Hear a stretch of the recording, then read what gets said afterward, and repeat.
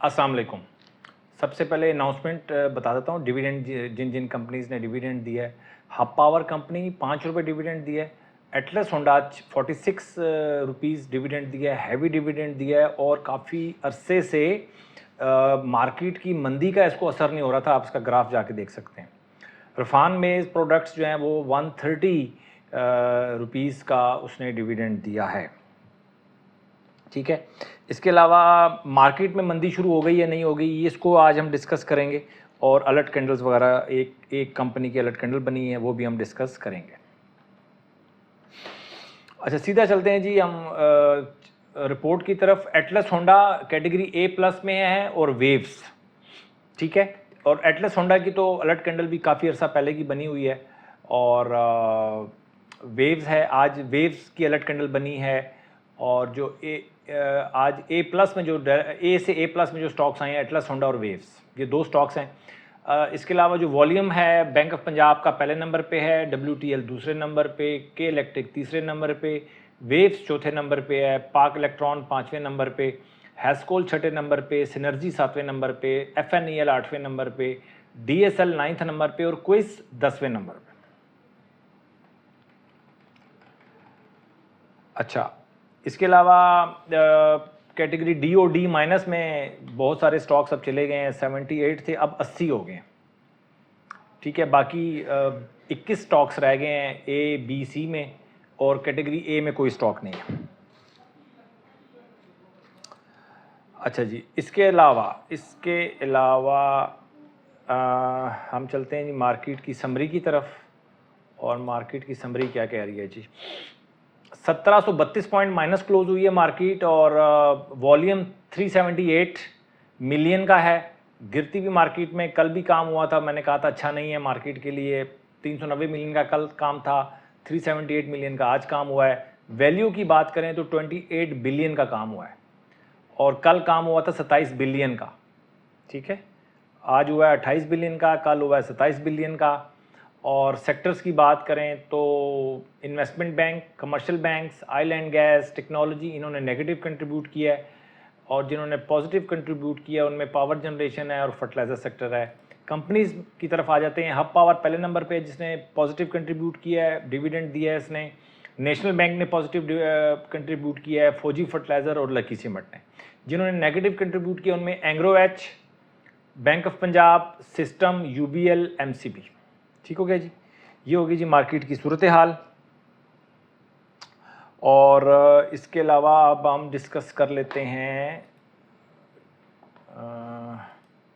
किसको, Atlas Honda को। Atlas Honda को आप देख सकते हैं जी कि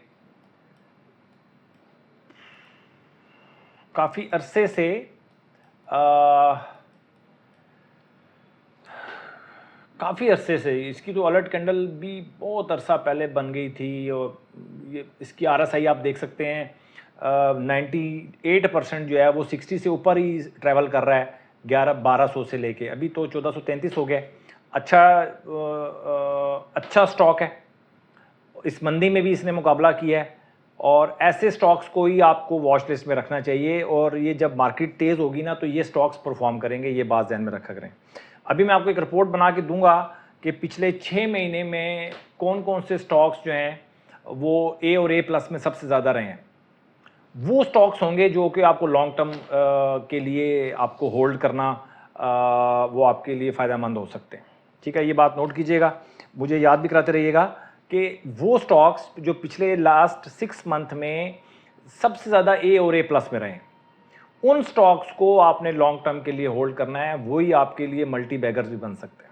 ठीक है, मेरा अपना अंदाज़ा यही है कि जो लास्ट 6 मंथ में जिन्होंने परफॉर्मेंस दी है, और जिन्होंने लास्ट 6 मंथ में भी परफॉर्मेंस नहीं दे सके, DOD- में रहे हैं, ज़्यादा स्टॉक C में रहे हैं, उनको तो आपको हाथ लगाने की ज़रूरत ही नहीं है। समझ गए? उन स्टॉक्स में आपको अगर मौका मिलता है तो आपने लॉन्ग टर्म के लिए होल्ड करना है, अदरवाइज़ आपने कुछ दूसरे ऐसे स्टॉक्स में नहीं पैसा अपना नहीं फंसाना जो अच्छी मार्केट में भी परफॉर्म नहीं कर सके, तो आगे जाके भी उन्होंने परफॉर्म नहीं करना। ठीक है, इसके अलावा एक और चीज़ जो मैं आपको बताना चाह रहा हूँ कि अगर आप ऊपर के रेट में फंस गए तो यही एक क्वेश्चन सबसे ज़्यादा हर 90% लोगों के जहन में यही आएगा कि यार अब ऊपर के रेट्स में फंस गए हैं, इसका क्या करें। तो भाई ऊपर के रेट्स में अगर आप फंस गए ना, तो अब आप तो लॉन्ग टर्म में कन्वर्ट हो गए आप, क्योंकि शॉर्ट टर्म से तो आप निकल गए। तो मेरी माने ना तो यहीं से आप अपना लॉन्ग टर्म का सफ़र शुरू कर दें। देखिए ज़िंदगी में बहुत सारे मोड़ आते हैं, कई मोड़ पे आके आपके अपने फैसले चेंज हो जाते हैं।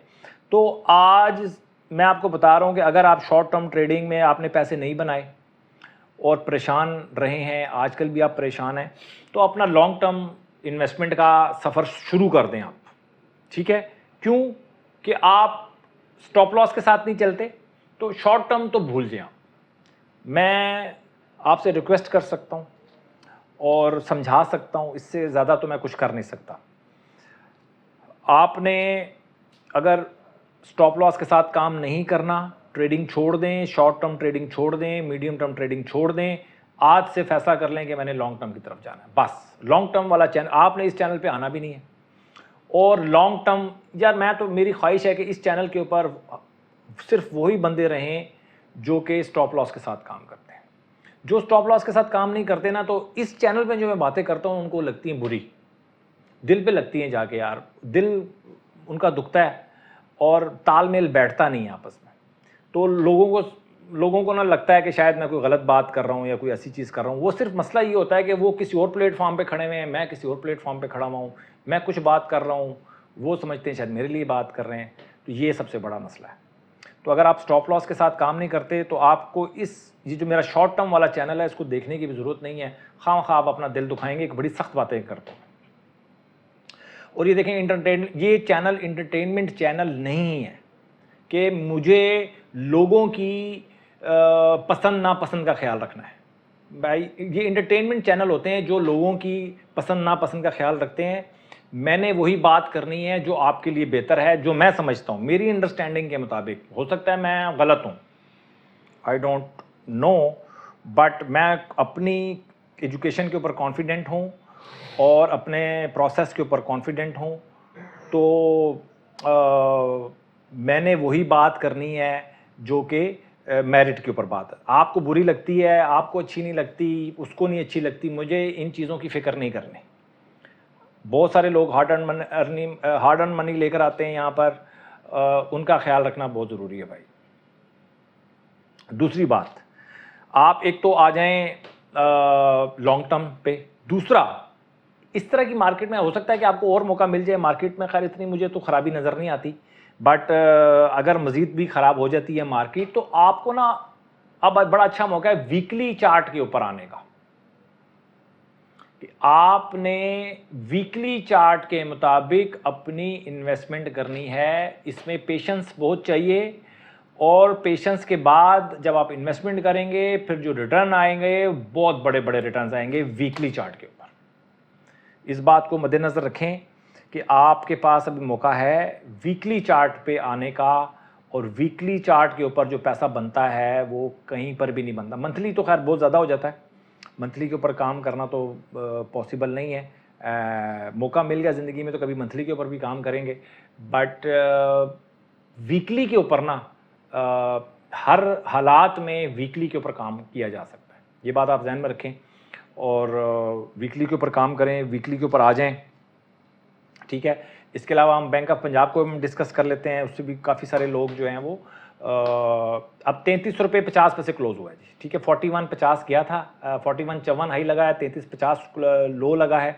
मेरा तो देखें सर बिलीव ये है कि आपको जो लोग स्टॉक मार्केट में पाकिस्तान जैसे एरिया में, बरसगीर जैसे एरिया में स्टॉक लेके भूल जाते हैं, मैं उसका कायल नहीं हूँ। स्टॉक लेके भूल जाना, मैं इसका कायल नहीं हूँ, क्योंकि यहाँ पर बहुत अजीब अजीब हालात हो जाते हैं, बहुत अजीब अजीब हालात हो जाते हैं।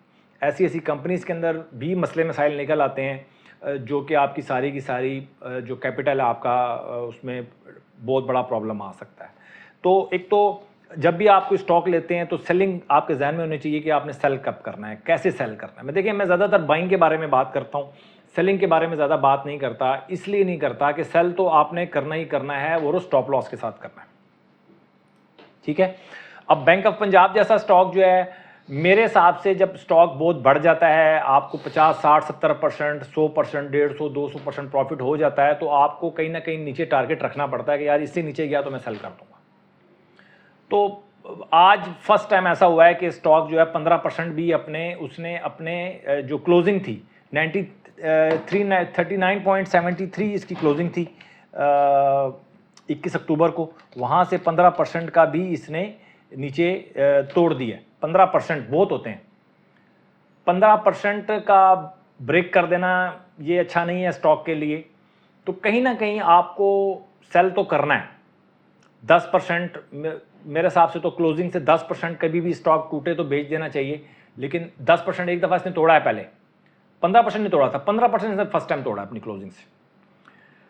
तो कहीं ना कहीं देखें, आपको अपना माल सेल करना है, तो सेलिंग के अगर आप माल ले लेते हैं और सेलिंग के बारे में नहीं सोचते, जहन नहीं रख बनाते, तो सेलिंग के बारे में आपको सोचना पड़ेगा और सेल तो करना पड़ेगा, क्योंकि टाइम का पता नहीं चलता, साइकिल इस तरह घूमता है। 10 वाली चीज़ 100 रुपये हो जाती है और फिर 100 वाली चीज़ 5 रुपये हो जाती है। तो साइकिल्स को पकड़ना बहुत ज़रूरी है और अपॉर्चुनिटीज़ को कैश करना बड़ा ज़रूरी है। तो इन चीज़ों को आप जहन में रखें। इसके अलावा कल मैं एक वीडियो बनाऊंगा लॉन्ग टर्म के हवाले से, बिल्कुल दरिया को कूजे में बंद करने की कोशिश करूंगा। जो नए लोग हैं और जो नए लोग लॉन्ग टर्म इन्वेस्टमेंट करना चाहते हैं, उनके लिए वो वीडियो बड़ी बेसिक किस्म की वीडियो है, और उस वीडियो में जितना भी मटेरियल होगा उसके ऊपर आपको अमल करना पड़ेगा अगर आप लॉन्ग टर्म इन्वेस्टमेंट करना चाहते हैं। तो कल का इंतज़ार कीजिएगा। अपना बहुत ख्याल रखें, अपनी इन्वेस्टमेंट का ख्याल रखें और एंजॉय करें। स्टॉक मार्केट में इन्वेस्टमेंट करने के बाद अगर आप परेशान हैं ना, ये एक साइंस, एक इंडिकेटर है कि आपका तरीक़ेकार ठीक नहीं है। स्टॉक मार्केट में इन्वेस्टमेंट करने से आपको खुशी मिलनी चाहिए, आपको सुकून मिलना चाहिए, और वो सुकून और वो खुशी मार्केट के ऊपर या नीचे जाने से नहीं होगी, आपके प्रोसेस से होगी। जितना स्ट्रॉन्ग प्रोसेस होगा उतने ही आप सुकून में रहेंगे। अपना बहुत ख्याल रखें, अपनी इन्वेस्टमेंट का ख्याल रखें। Thank you very much.